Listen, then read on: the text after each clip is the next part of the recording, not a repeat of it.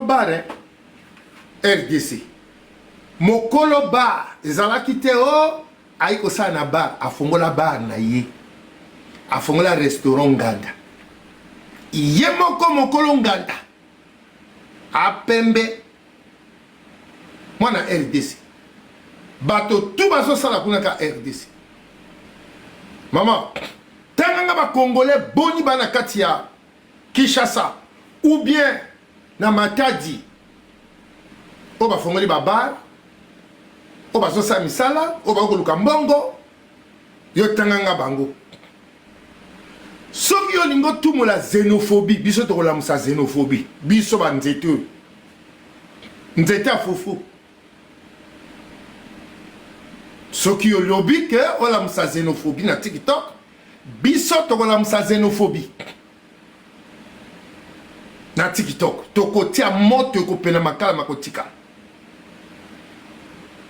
toza na tina mboka na binote bazairwa boyokanga très bien bino bomoni ba congolais ya Congo Brazzaville bakene ko sala ka kindumba na Kinshasa elembo bino botikaka oya bele la kamikolonio surtout bana monda te oyo moteme bakata abondumba tikata kende Brazzaville a jonga Pointe Noire bino bomoni Brazzavillois moko akena Kinshasa akomi na Matadi bana monda tienga na Brazzavillois akomi na Lubumbashi bana monda tienga yoso moni Brazzavillois asala bongo akeno teka libolo mama Congo tola musa xénophobie toloba TikTok ningana yo yebi boni bazana Pointe, je te parle de Pointe Noire. Là où je suis né,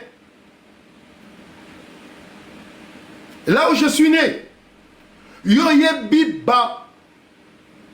bana ya Congo central ba Congo lokolo ya Congo central wana po yo mo Congo. Yo mo lubate. Yo mo Congo. Ba luba ba koloba boina TikTok te. Ba soyeli ba koloba lokolo te. Oyo eza molimo ya baluba. Oyo eza molimo ya baluba. Molimo oyo eza molimo ya baluba. Ya ba Congo. Molimo ya ba Congo. Mutete la koloba boete. Kaka yo mo Congo oyo uti na ba Congo, mo Congo lengembi. Lengembi yo a lengembi. Ngembo. Yo yebi combien ba ngembo boni ba na kata Pointe Noire ya bino ba oluka nini ba ngembo wana ba chauve-souris wana ba tondani na Pointe Noire ba ngembo ba tondani boni na Pointe Noire ba ngembo ba Congo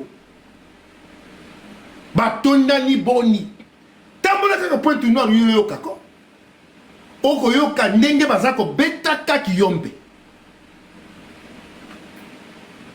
Maman, misusu babali, misusu balingani, même ngamoko oyo. Na lingi ya tiela. Maman, yo ko tsa xénophobie. Ngana ko tika na ni likamwa mwasi, na ko langana ni likamwa ekolo siko. Oyo ngo treme na. Bolingo libenge ko motoka. Tango na koma na tanda ko libenge ko motoka. Libanjo libandio na yebaka libandio te ntango nakomaka na kanda bomo libandi ekomotoka libandi yango etokaki te kaka nakomi koloba boye libandi ekomotoka mama Congo ozotokisanga libandi yo yebi bayombe boni bana Pointe Noire bana Congo central yo yebi ya combien de bayombe bana na Pointe Noire baosani. Est-ce que biso toi na tina kolanda makamona bi ezali sano liboke on n'est même pas 50 autobilaka makamona bino socialement culturellement financièrement ni tout tolanda même pas 50 mais yo yebi bino bo aboni obolanda bo comme même okokuta même sou beaucoup le même ki Congo abo banteleke chamukani mo yomba como le bakilari baza na bayombe bosuba como loba kimboshi mama Congo nga papa nzete afufu na ko biso tambola na mokilo mona makambo umeli na poto mapeka nyonso tu eboti bampaka se ya maboko maboko nyonso tu eboti bampaka age onuni olekisi air okoma kobimaka na basécurité bata sécurité oyo basalaka sécurité bamaître age eleki yo bana mike bakomosakana na yo eloko moko tokendeke mboka te okota kaka lisese na kati ya bana mike maboko nyonso tu eboti bampaka se ya maboko tala na ye nalakisa eloko moko mpo yo comprendre nakoyebisa likambo moko tala loboko na yo mama Congo tala loboko ndenge eboti mpaka mama Congo tala loboko motema mabe tika nani me tala loboko ngai nzete yango nga nzete na tomboli botala nga nzete bolenge na nga bomoto na nga o mama botanga bonzanga na nga me botala ya mama Congo mama Congo age nini motema mabe yoso nuniti bandeko enregistrez-moi ça bo passer ye mama Congo anuni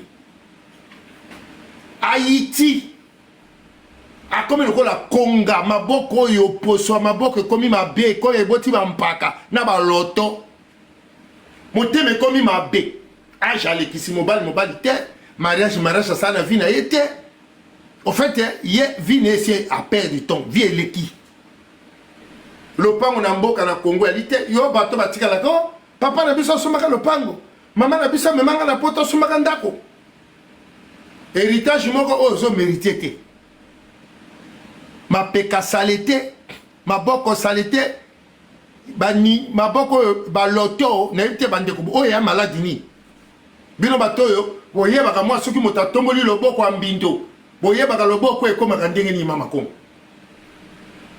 mama kosakana te totia xénophobie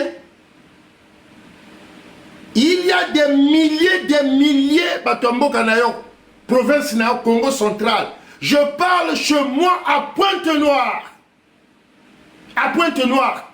Les Ponténégrins montés dans mon life ici. Venez témoigner. Il y a combien de bayombe chez moi au Congo à Pointe-Noire? Eh, bazo sala nini.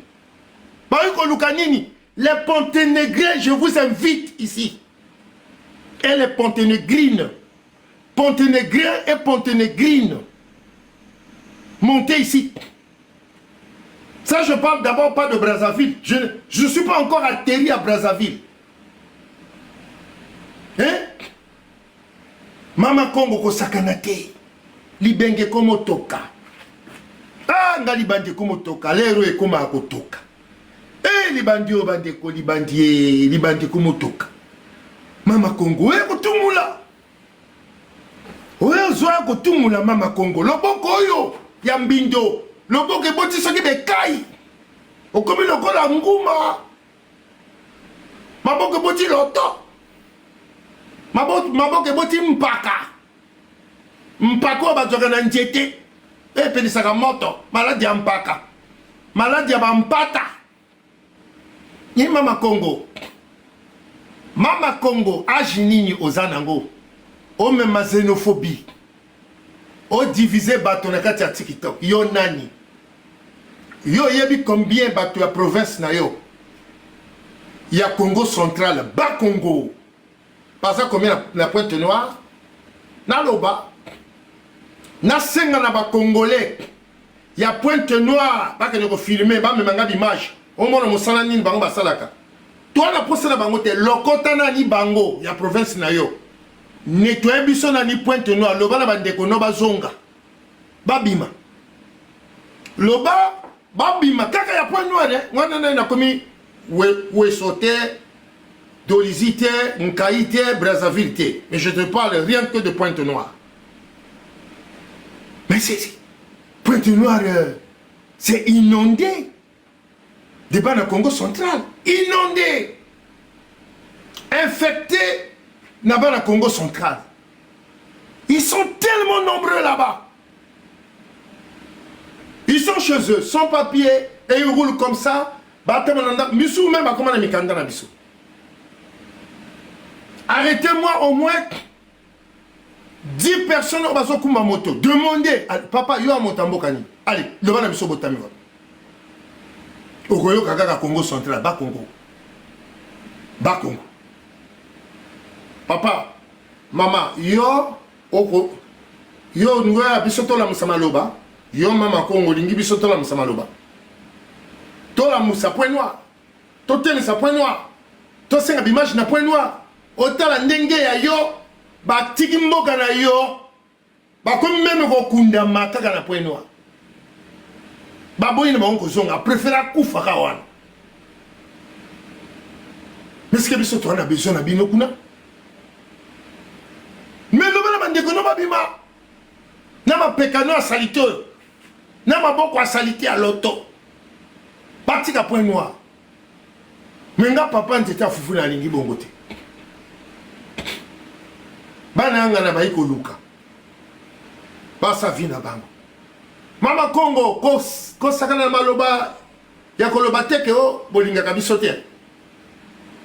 Pointe Noire ça inondé, infecté. Donc eko bangungi baleke bele bangempo ya Congo central batonda ni kuna. Po yo mo Congo. Yo mo Congo ti. Ba Congo wana yaka bato moko ti. Balengembiti bata Congo central baba Congo. Oh tu wana bana chela banini wana tu wana kaka balengembiti. Tolo bate. Kende nous contre batono o bana point noir. O batonda ni point. Sur keka na grand marché. Batonda ni kuna ebeli. Côté bateka ka ba ballon ya masola bato yo baye baka o ballon masola yo kitoko. Bango.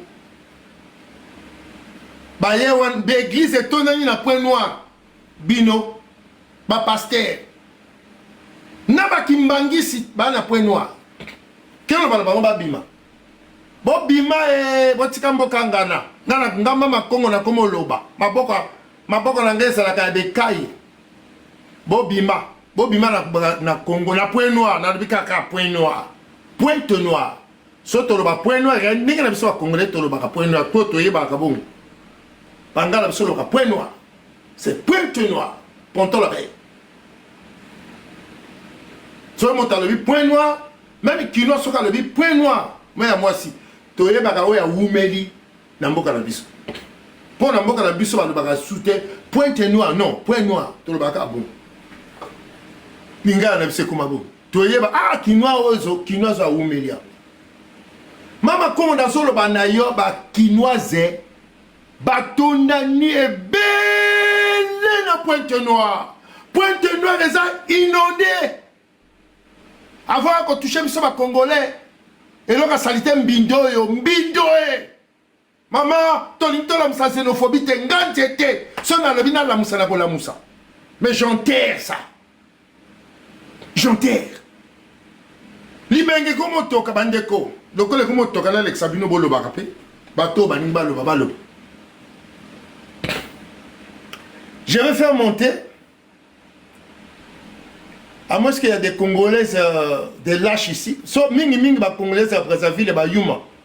Oh, ba vendre na si ba tela ba toloka ba ngembo ba boloma mayo ba kima kolobo yo. Bon, je sais pas si ba hotel na ka na se. Tant ba loba makamba mboka boyale, bango ba tiki mboka ba koloba te. Ba komo loba ka na se. Hein? Oh, ya na se kuna loba te li bolo mama na yo. Déjà foye banga na fingi yo. Alors, Mama Congo yako sakana biso? Mama Congo yako sakana. Et bandi ndegeni. Bonjour papa. Oui, bonjour maman. Na kolo ba papa. Na poza kande kita mwanda mbuko. Papa. Nila mai mweza makasi. Ibenge topi. Nila mai. Moni nyuzi. Kolo ba ni kanda kuna ngati. Una bloqué. Oui, bonjour papa. Bonjour maman. Papa, mama, nangana yo bakaka, mama konga za muyombe te. Ofingi biso ba yombe mingi, mais mama konga za muyombe te. Yaza côté bandeli boy na na ba Congo ne bandeli ba mama Congo za muyombe te ba yombe tokendaka na nini kuna po toza na frontière tokendaka makolo po toza pembeni yango biso ba yombe tokendaka kuna mais mama Congo za muyombe te obosani mama Congo za muyombe te ba awa mota Congo central te Congo central bon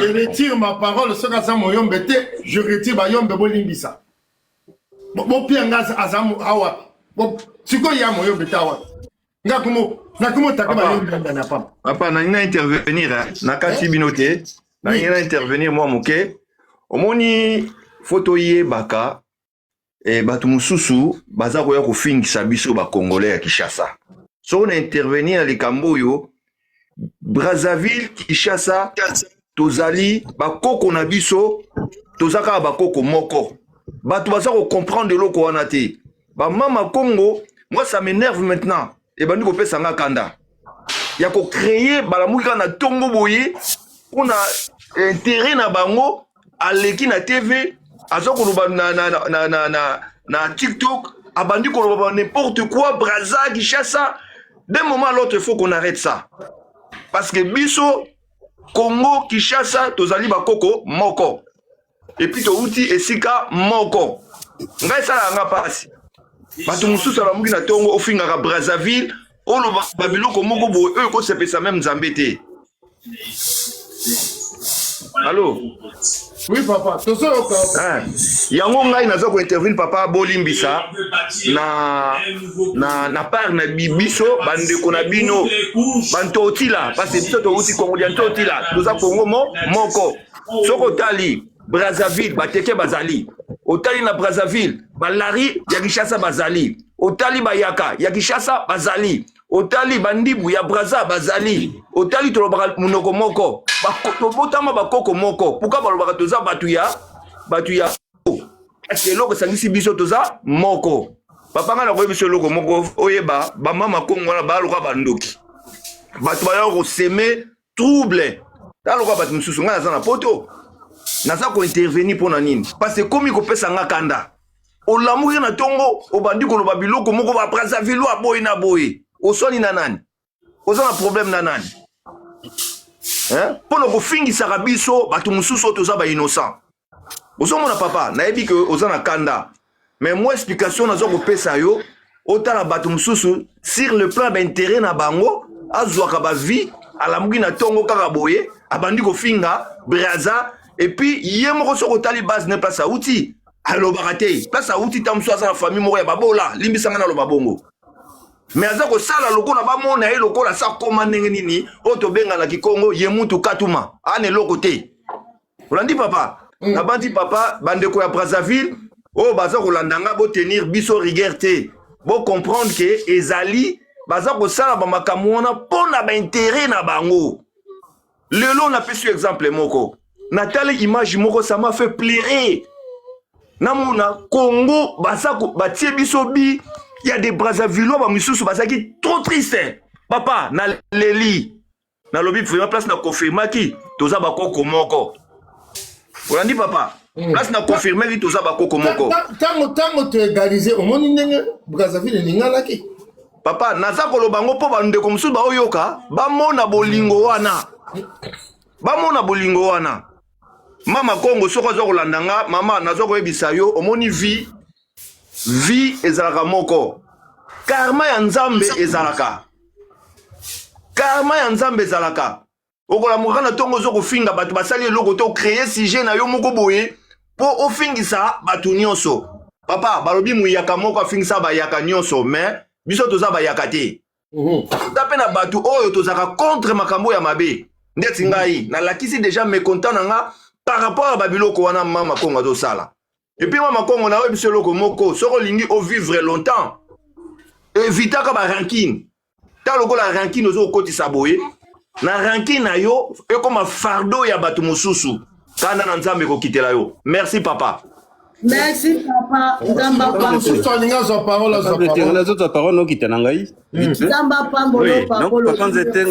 Jean Vial à Paris. Donc merci on repère sa parole. nangaki ko bon eza information hein, parce que bato mingi bayebaka pete même kutu bandeko kini bazali nakanisi bayebaka likambo wana te biso toke na quel roi bateke komone nani papa Nzete mais roi bateke baza bele ba roi wana ya biso ya liboso wana roi makoko te makoko alors biso roi makoko alaki roi ya bateke alors na kisasa kina moto ko benga ngaliema ya pe na carte benga ngaliema mais ngaliema za nani ngaliema azali leki ya makoko papa moko mama moko leki ya makoko papa moko mama moko batakini bazali quoi batu ba me connaître histoire ba ko vérifier yango donc c'est pour vous dire tozala kaka moto moko mondele motayaka ko séparer à côté ba limite c'est super raté. T'as vu? C'est déjà vendu. Maman, tout ça.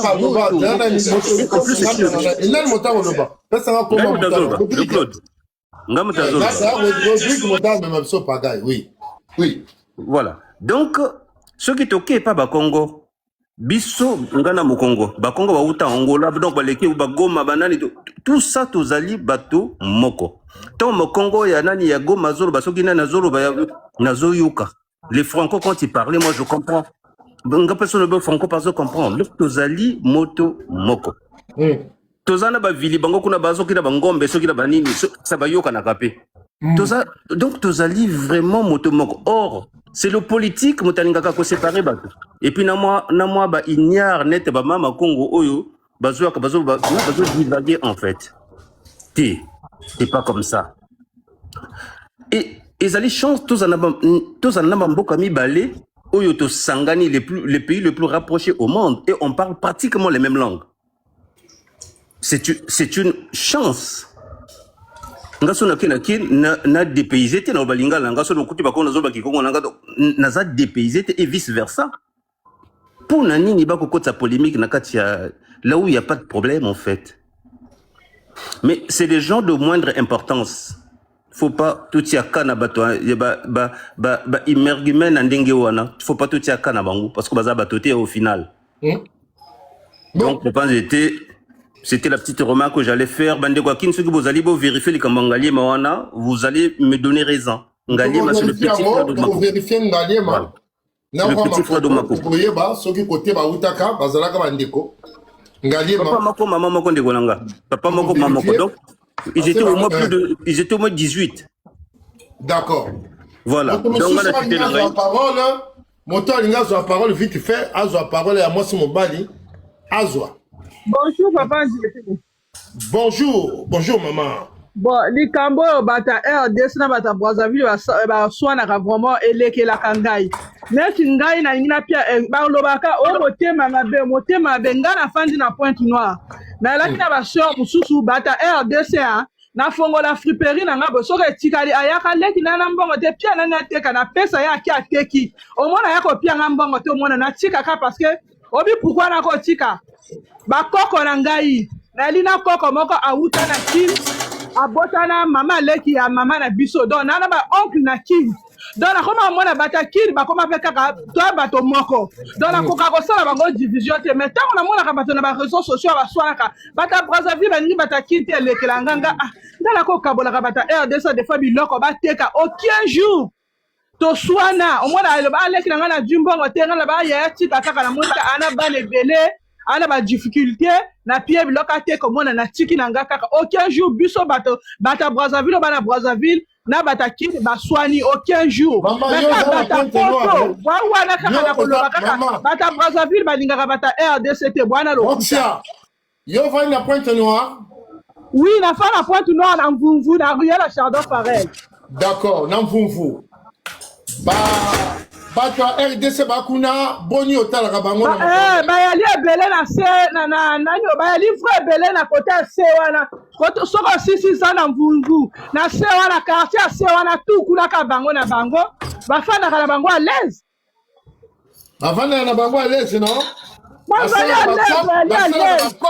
ka kopi te basala ka bakopi batekaka basala ka bakopi na bango batekaka basola so ke la grand marché. Ok, la frontière, la grand marché, bon.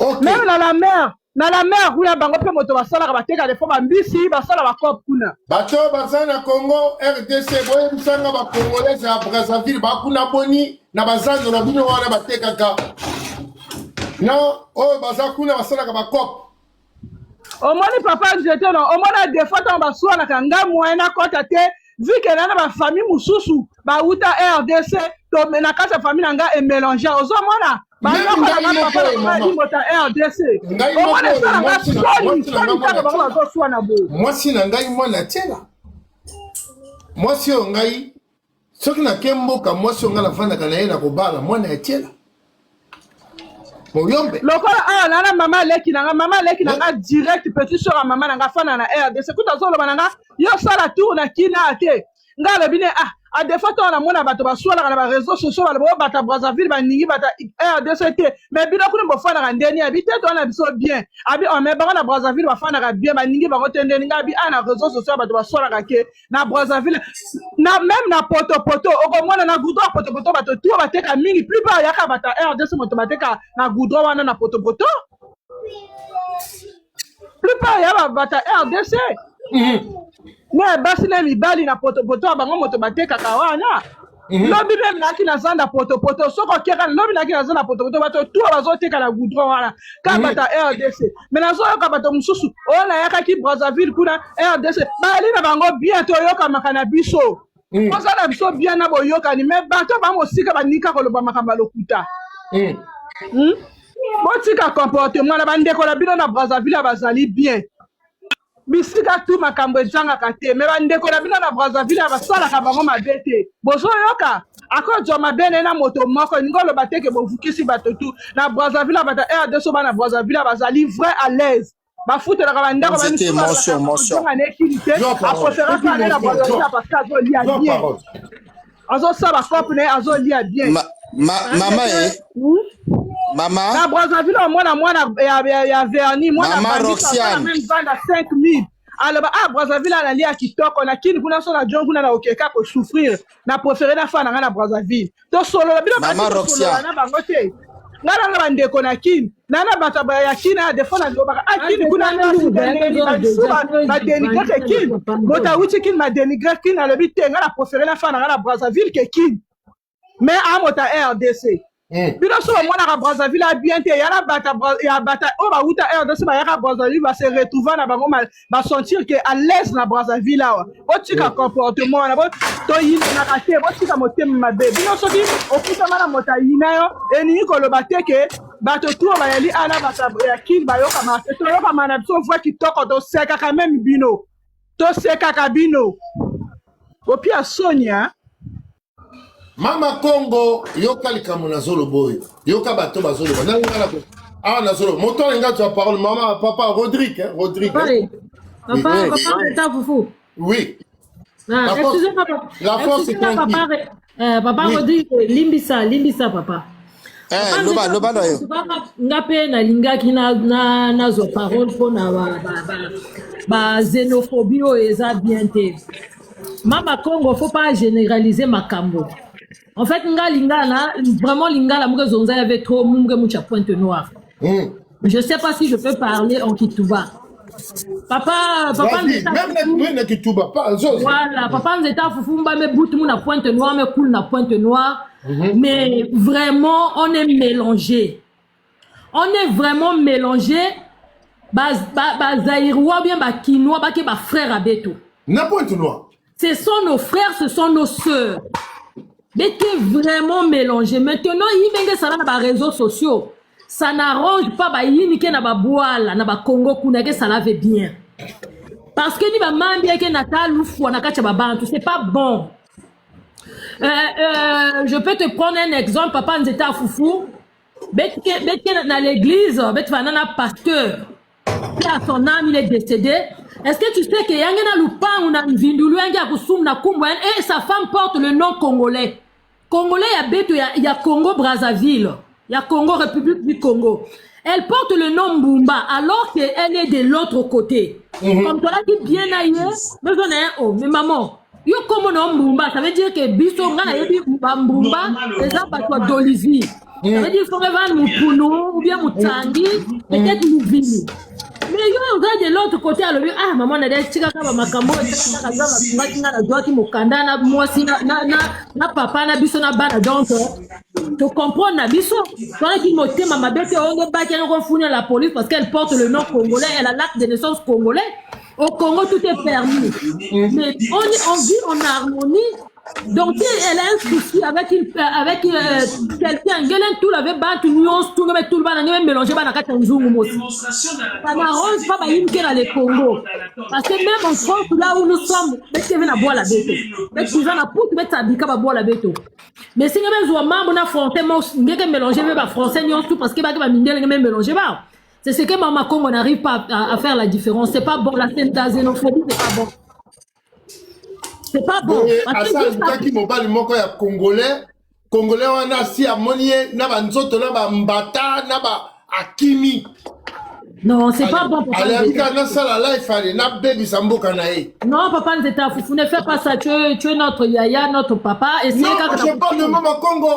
Ah, vraiment. Déjà mobile ya congolais à Brazzaville, Boyakimi. Mais elle ne peut pas généraliser tout le monde. Baïnga Kundaka ba en paix. Namvumvu, Rex, Mawata, Pardon, maman la kachote. Papa Nzeta Fufu, mobali wana, même lobby na mataki na live pour na lobali kama mobali wana za aventurier.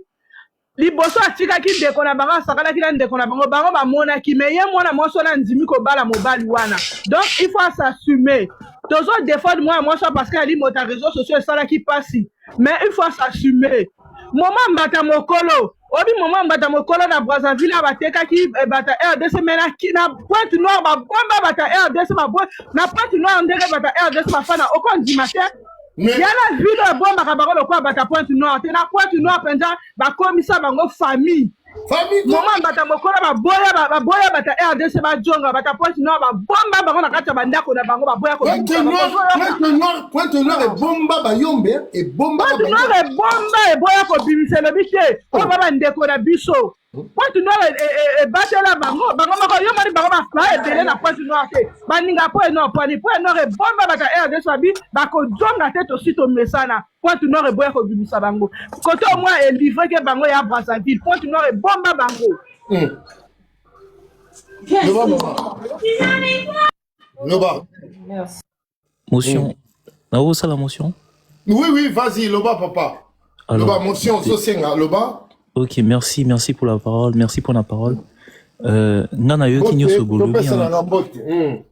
Mais vraiment, je suis déçu na kacha discours na bino surtout Roxia na batomi susu.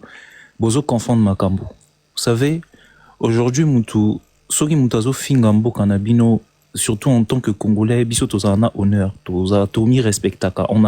On a aussi ce qu'on appelle fierté. Oh, totiana hymne national nabiso, fièrement Congolais partout. Makamususu, on a été très laxiste très laxiste dans l'histoire. Bah, dès qu'on a biso en gambo, bah, vanda ko finga biso depuis kala, depuis makamba surveiller le fleuve, là, n'a pu bien makamwana na compte nanga, surveiller le fleuve, toseka, tozongo drôle. Mais là, à l'heure actuelle, c'est plus drôle. Trop, c'est trop. Bon, comme qu'on manquait maintenant, et comme qu'on l'écart, et comme qu'on dépassait l'étape. On a été laxiste, on a été gentil. To salanet ba père na biso bazwa binonet mandeko. Philbert Yulu a bomba kasavu munanda konaye. Biso to bomba bino to komanet famille, biso to considéra binonet famille, mais to comprena lelo to comment comprendre que bino na côté na bino kota RDC kuna majorité que chez bino bozora biso lokola famille. Bozana bakamona bino c'est normal biso to comprendre ngo eza normal po to zamboka moko te to chika ko zamboka moko c'est normal linga comme il voit bazbek banani yo linga na pe ngo zo beta ponga na kola na j'ai fait 4 ans moi tout le monde que to comment ba to moko non père faut comprendre nazo lo baté que non toza différent to comment to zamboka moko te toza on est séparés il faut battu ba toza comment ba to moko tozana ba peuple bazo se ressembler mais bamboka eza sumboka moko te bamboshi baza kuna te tozana ba kuyu baza kuna te donc eza ba peuple muso baza kuna te congolais azana histoire na ye mais biso na RDC tozo bango lokola bandeko nga moko nazo loba na kola na Brazzaville na bango considérer bango lokola bandeko na direct ebele na Brazzaville ba considérer bango boye même temps OK même na ba ville musoso mais Bah comportement il y a bah voisin nabiso et comme que la mino et comme mino ko déborder mino na manque de respect. Mama Congo aza influenceur munene azana ba bonene batu balanda ba congolais pe balanda batu baza ebele. Mais azo finga bino donc ça veut dire qu'à considérer respect kuta mboka na bino considération mboka na bino ezate. Aza muta liboso te au salon. Ba komi ebele na ba raison na minute ya ko finga biso mboka à chaque fois ko finga ba congolais. Oyo influenceur mususu Herman Amisi surveiller le fleuve surveiller et ne bandeza qui drôle ah ouais commis partout mondialement nga ceux qui n'ont se présenter tous en extérieur ou se présenter boy balubi oh Brazzaville boy et commis partout alors que tous ba congolais Roxy Awana azo le baza congolaise mais azo ça la différence azo le bon mboka na Brazzaville mboka mususu RDC atiki ko lo bata comme mboka na été. Papa, elle a voilà, donc Aza, nous avons un point mais nationalité Eza Brazzavilloise.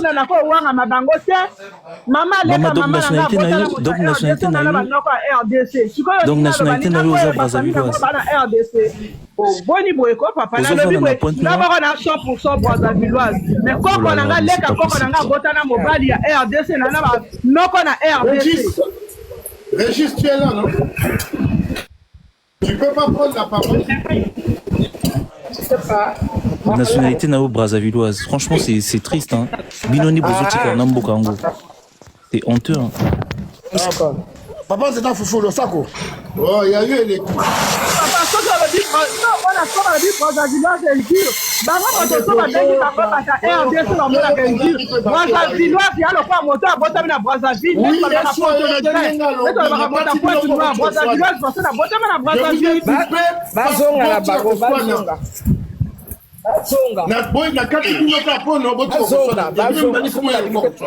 Brazzaville moto abota na Brazzaville alors pas moto point non mais par la team va mélanger et sur la bata point non et sur la bata Brazzaville va on mélanger que va Brazzaville mais il y a pas comme tout va bota na bango na point Régis Maman, vous êtes un micro, s'il vous plaît. Bonsoir, papa. Bonjour, Régis, parle-moi un peu.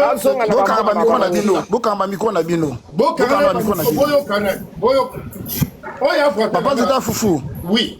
Papa, c'est un foufou. Oui, Régis. Ngana yo tozaba na roi. Yo na portela ngana sunda. Tozaba na moko. Ouais. Tosaka ni na bayina kuna ko beta babi foot ngana yo. Joël. Naba Joël, Bobeta baby foot. Copine nanga Chacha. Na ya mwana moke, Charlotte. Bon, donc elingo lo baboyi. Mwana nga liboso botami na balabala na yo na portela wana. Na sima la Ponte Negrine. Elingo lo baboyi. Na tongo oyo na lamuki na monipe. Ya biso, ngambo na biso. Boza la kimia. Babenga bango ba identitaire. Bango pe basolo ba mabe. Ngana matina ngana zongisa bango na nzela.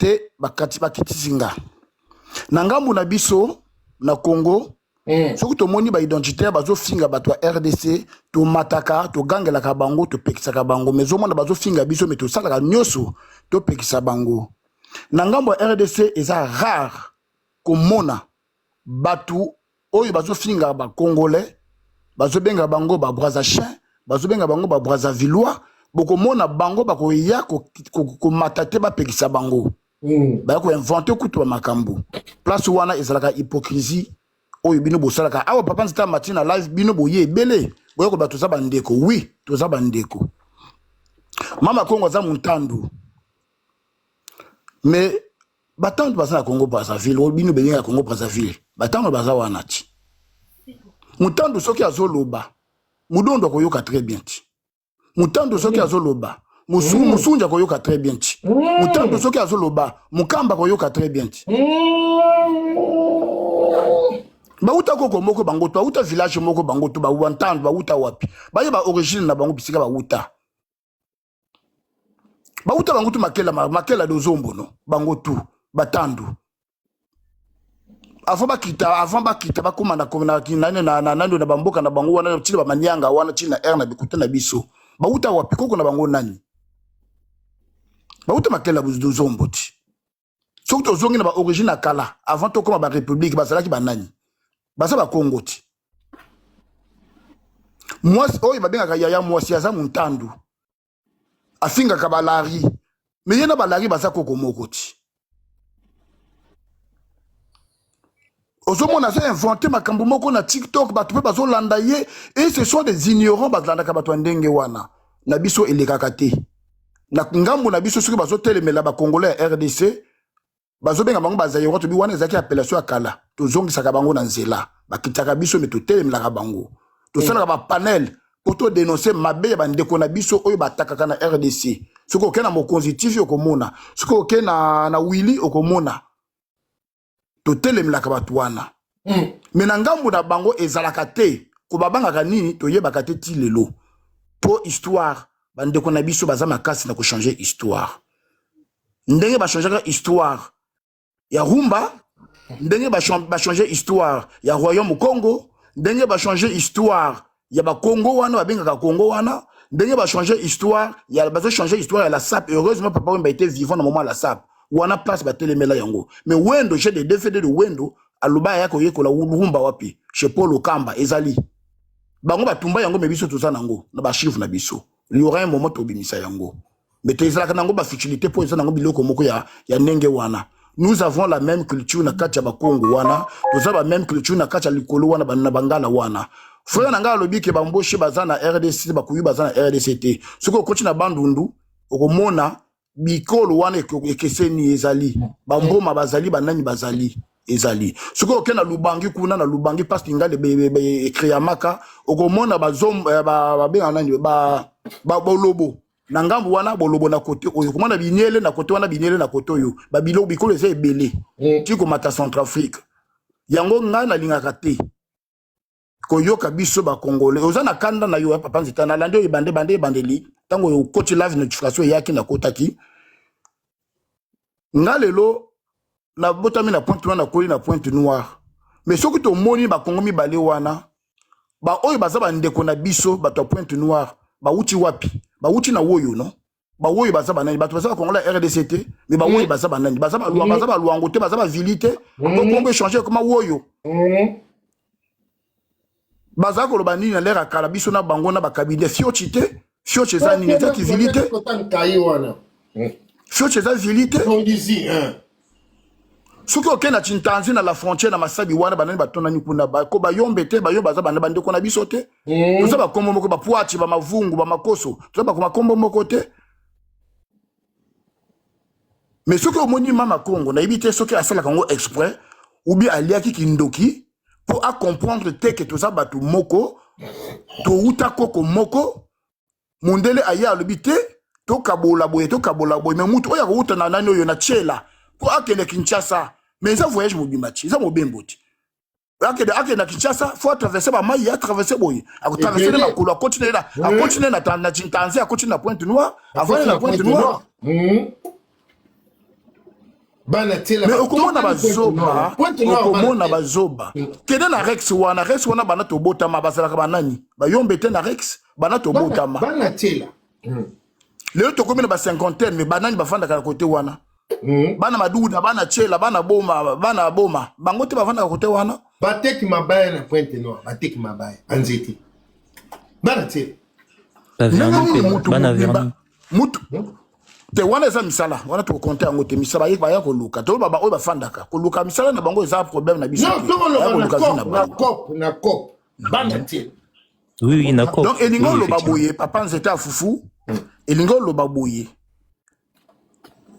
ba congolais ya RDC bo matkana ba live ba mama Congo bo zonga sabon parce que bo yebi masolo ndenge biso na bino tozalaka soki ba gouverneur na biso na 2000 je sais pas ezaki 2014 je sais pas quand ba salaki opération en mbata mukolo pour ekomaki ya ebele ko basko passe la basi bazana mabumu ko kota ko kata batu yango biso tolobaki te to luka ba adresse na bango to moni ki balala kana ba église et bazaki bi pikwa ba balala kana église ba gouvernement lobi bango ba kozonga bazonga ki lelo na mboka na biso na Congo ya biso bana oyo to boti boy ba oyo bazo kata bandeko na bango ba congolais gouvernement na biso abimisi DGSP bazo jabango est-ce que moni biso to bi ki bazo sala makambabe mais bino ya bino ekomi makambabe soki to kati na ngambo na biso kaka na sud na biso to kati si mai to komi na Angola kuna pe bazo benga na bino kaka ba voisin ba sala kamabe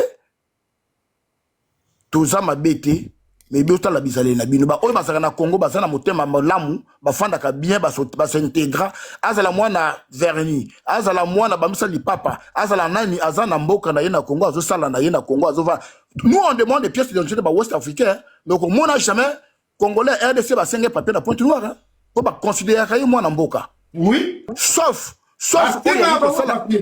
jamais ba senga papier jamais mais nga basinga nga ba papier na RDC pour que vous clarifiez en gopé nga DGM na RDC ba bango nyokola biso to futa ba mongo direction d'immigration bakanga biso mais non mais c'est tout à fait normal parce que to ça na yango na solo mais biso to to senga bango te za politique na biso voilà mais biso to senga kate parce que to considère ka bato RDC bande ko na biso bolanda ba groupe ya ba identitaire te bah oh bah moi du bokeh bah mais ils ont trop réciproque c'est la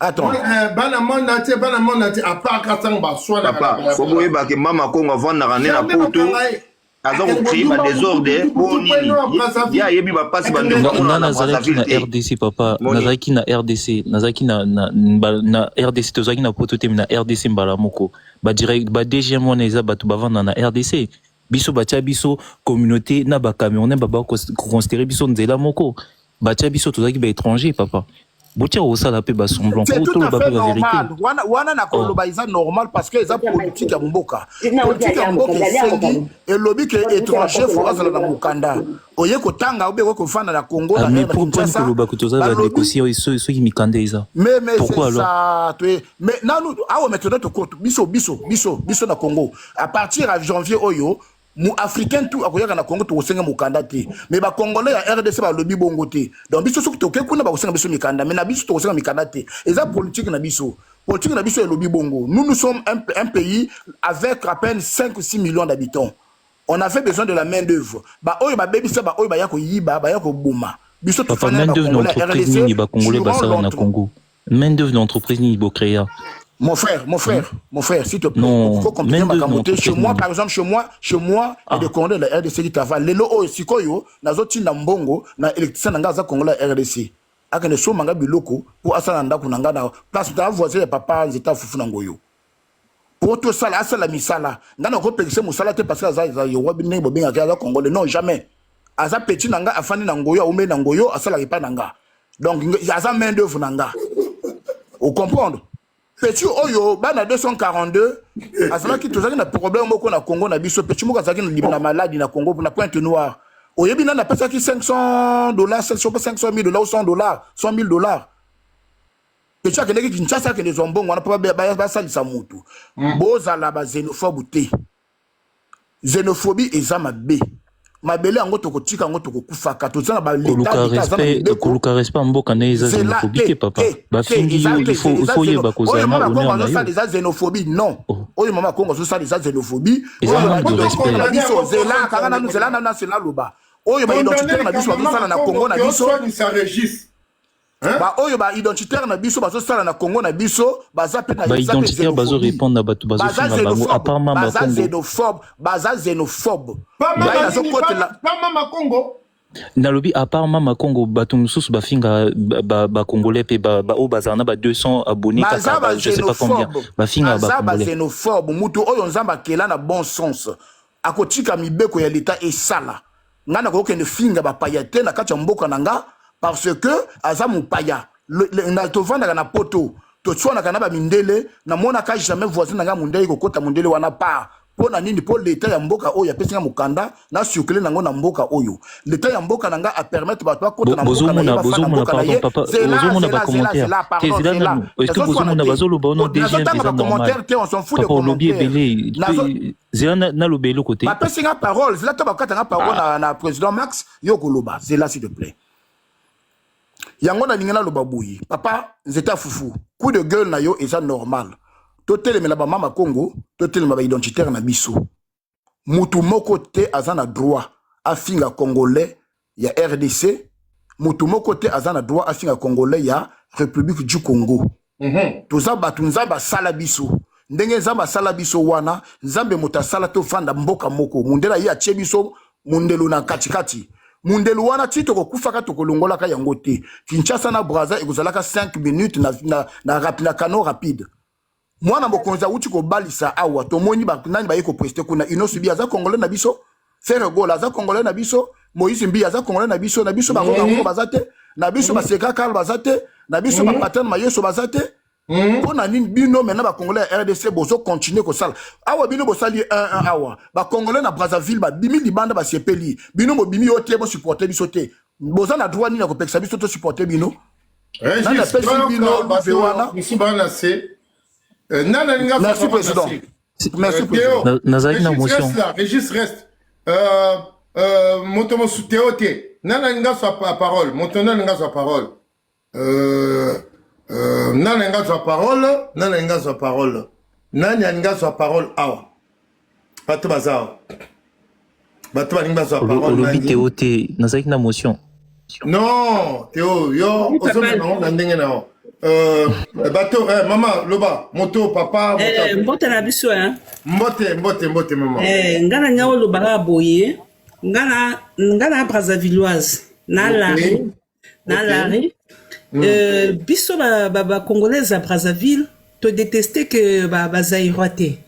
Surtout ceux qui bazan à Brazza, azobeta libanga nae, to lobaka iloro moroté. Parce que yamabe ko yiba. Ceux qui bozo yiba wana beaucoup mo pesa bato ba kolombo ka kanda. Mais ceux qui motazo sala nae, pourquoi pas? Maman kokoki makambo lobi boyo lobo amolari ko lobo mona kilari. Ebuntele. Ebuntele. Men la rinjena. Ku poto ni baka mkudidi.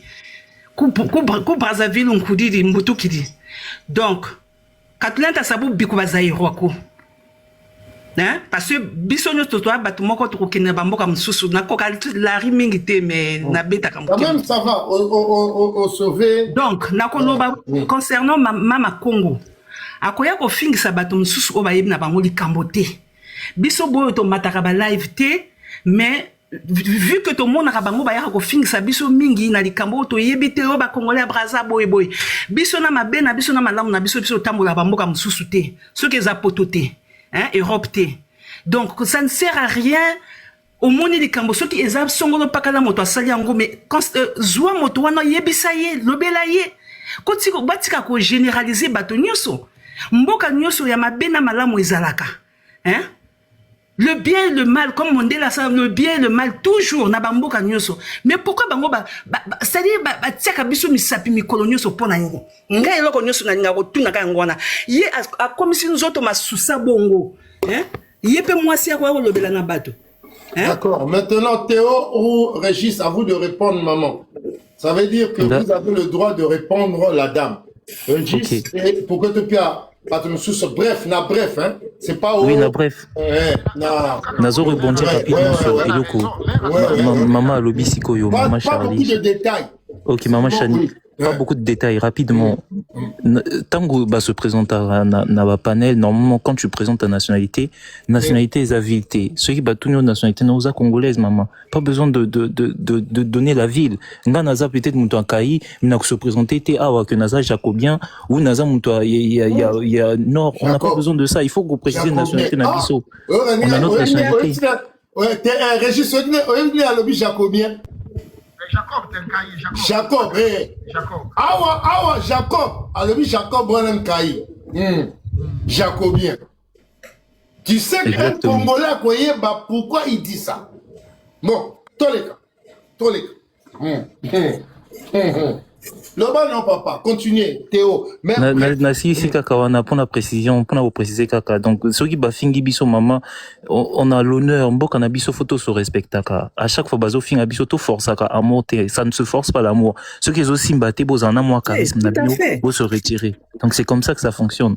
Bazo mon biso trop ba vidéo est comme belé sur TikTok. C'est comme trop complexe voilà. Donc c'est pas bon. C'est juste ce que j'allais dire. Théo. Pardon, papa. Oui, papa.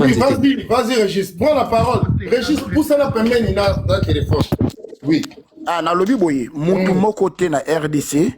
Ako pekisaka Congolais. Na kacha Kinshasa, na kacha Brazzaville, na kacha Pointe Noire, na kacha Jacob Nengo Binkai, na kacha Dolizi, na kacha Bamboka ya Congo wana.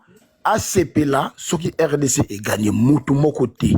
Bah, oyo bazo le baka baza minoritaire. J'ai vu, je sais pas si c'était à Paris ou bien en Bokanini, na match esili, na moni ba Congolais ya RDC ba tomboli masa na biso ba tomboli likula la taki te Varese na biso ya vert jaune rouge. Bazo Brazzaville, bazo sala. Bazo song sayel qui amour na ye. Maintenant, je vais demander, je vais dire aux Congolais, attends, je vais dire aux Congolais, nous les Congolais, pourquoi les amis nous appellent Brazzavillois? Maintenant, ouvrez vos oreilles. Nos amis de Kinshasa nous appellent Brazzavillois.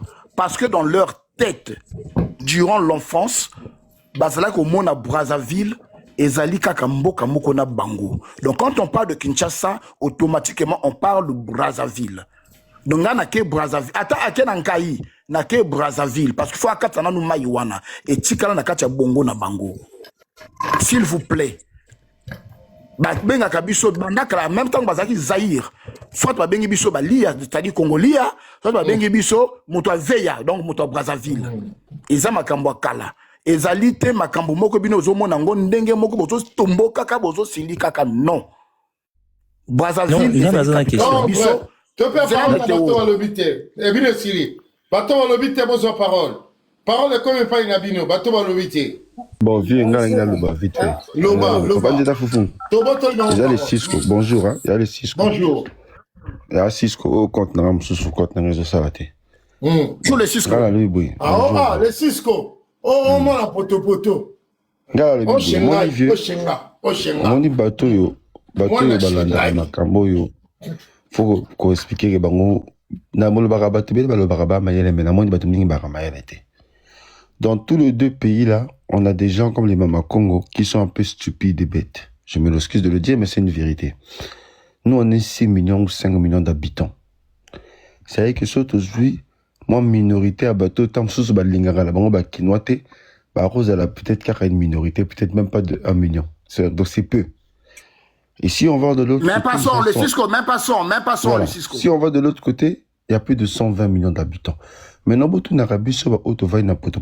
On a posé moi no balobi il y a moi ces questions. Nga kombo nanga masamba. Je suis mon Congo du Boko. La vanne na avenue de France chez les Bizamba. Dans la famille na biso, tant au Koko ya vient na biso à Koufi. Ils ont eu la famille qui venait de la RDC. Et ils ont de la famille en RDC. C'est-à-dire que c'est des Congolais de 242, nés, grandis au Congo. Mais ils ont aussi la famille qui sont nés, grandis en RDC, mais qui sont de même famille. Comment vous allez m'expliquer ça? Ils n'ont pas de réponse. Que ce soit de deux côtés. Maintenant, là, l'embarropé sera ma réponse. Mais vieux, bisous de coller na poto.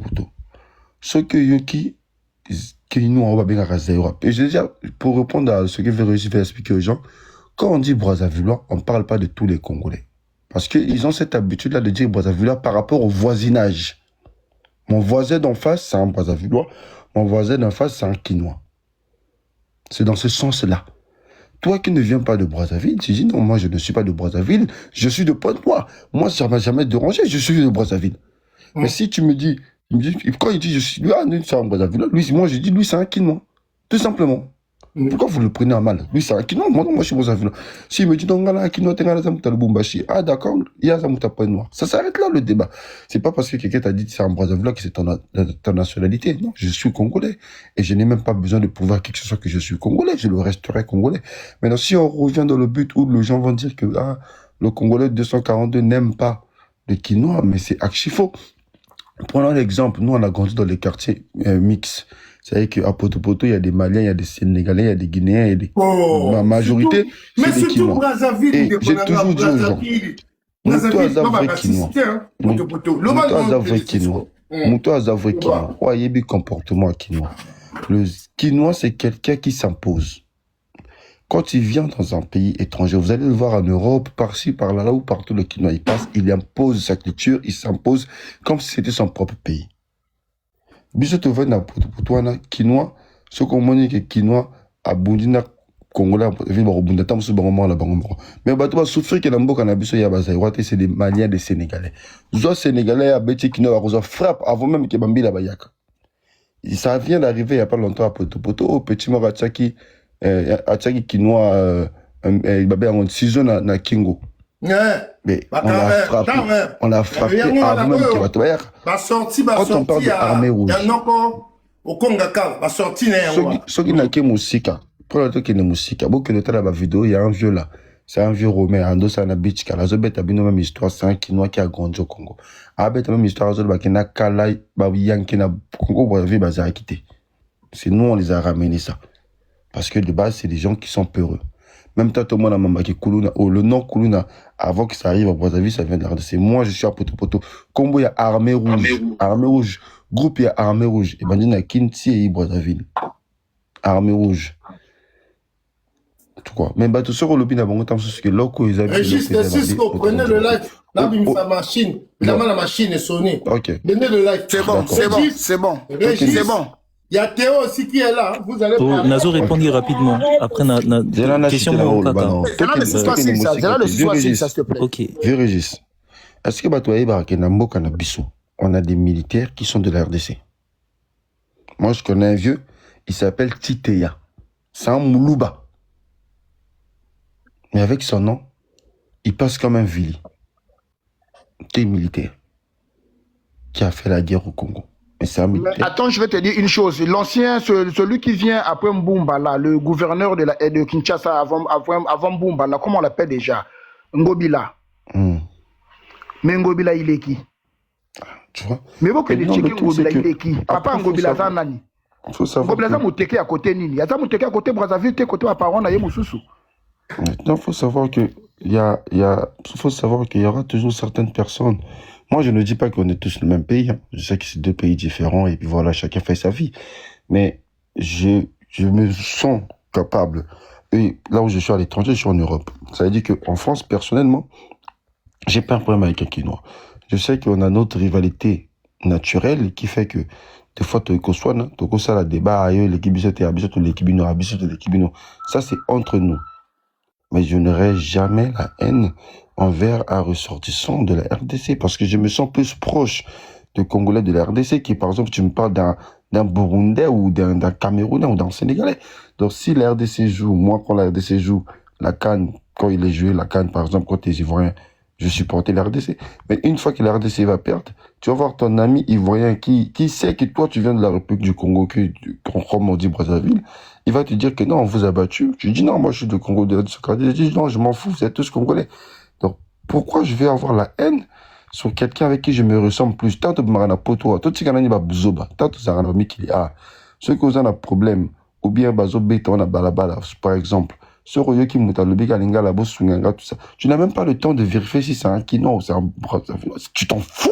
Tu rentres parce que tu te sens que c'est un Congolais. Donc, on a déjà ce truc-là. Et même les étrangers nous envahissent parce qu'ils se sentent que on a cet amour-là naturel.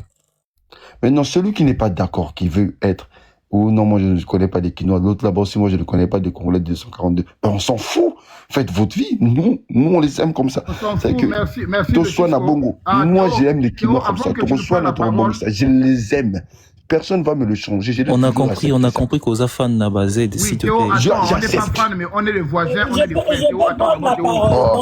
Attendez, il y a maman, non, mais attends, j'allais rebondir une minute et après j'allais laisser la parole. Tu vas rebondir, mais on va faire donner la parole aux autres aussi. Maman Bobby, tu peux ouvrir le micro, s'il te plaît. Tu vois, maintenant pour chuter. Et tu vas remarquer que quand tu as une position positive différent d'eux, tout de suite, et comme, mais il y a au hasard ceci, il y a au hasard 50-50, il y a au hasard ceci. Mais vous êtes qui des bandits. On a compris je sais pas, de leader. Chacun de nous ici, dans ce panel, il a tous, même si tu as grandi au Congo, là, tu as toujours un ami Quinois. J'ai pas écoute. Ça, moi, je ne parle pas de toi. Pourquoi tu me reprends personnellement? Moi, mon cas. Je pense sur le panel. Toi, tu vas parler de ton côté. Non, tu fais une généralité. Tu dis tout le monde. Moi, je parle de mon cas. Je dis chacun de nous. Ne te sens pas visé tout simplement. Ça n'a pas besoin. Ça l'assemblant. Moi, je veux vous dire un truc. Moi, j'ai vécu. Écoutez. Mais je ne m'adresse pas à toi. Pourquoi tu veux que ce soit personnel? Non, mais arrête de faire une généralité. Je ne parle pas de toi. Tu vas parler à ta façon. Théo, j'ai une question. Avant que tu ne prennes la parole, tu es où, Théo? Je suis à l'étranger. Théo, tu es où? Dans un étranger. Oui, mais étranger où? Nakopé ça combat en Bokate, j'ai pas besoin de... Ça n'a pas d'importance. Mais Boye Bara que Ezan est étranger. Ça a aussi une connotation, hein, beaucoup. Hein. Une connotation par rapport à quoi? Non, photo. Bino Bozo, ça va semblant. Attends, Théo, arrêtez de faire semblant. non, Théo, s'il te plaît. Théo, s'il te plaît. Théo, s'il te plaît. Tu as vécu à Kinshasa durant 4 ans, n'est-ce pas? Oui. 3 ans et demi. 3 ans, bien. Est-ce que les voisins, ne parlons pas de l'État, l'État a le droit de demander les papiers. Est-ce que tes voisins quinois... Ah, l'État a le droit, mais chez nous, l'État n'a pas le droit. Quand on a fait l'opération, quand on a eu à faire l'opération, excuse-moi, écoute d'abord ma question. Écoute ma question. Est-ce que tes amis quinois, tes voisins là, t'ont cherché des palabres? En tout cas, si je te raconte mon expérience personnelle, j'ai pas envie de le dire ici. Non, J'ai pas envie de le dire ici, je vais pas le dire ici. Mais pour ceux qui me connaissent, bah, attends, dis oui ou non. Non, vieux, je ne vais pas dire que tout le monde, Boyoka, Naolobate, que tout le monde là-bas est bizarre. Mais en tout cas, pour la majeure partie des gens, on a une histoire. Théo, j'ai vécu à Kinshasa, j'ai vécu en Binza aux zones. J'ai vécu bonjour les gars, bonjour tout le monde. Attendez, faites circuler la parole. Vous allez parler, oui. Non, on va d'abord faire, il y a un identitaire ici, on doit le faire comprendre la chose, s'il vous plaît. Attendez, s'il vous plaît. Nous sommes encore là. Attendez, votre objectif, c'est quoi l'objectif? Non, l'objectif c'est quoi? L'objectif c'est quoi? L'objectif c'est quoi?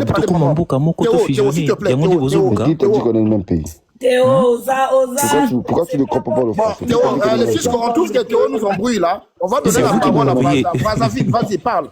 Brazzaville, c'est moi. On m'a donné la parole, s'il vous plaît.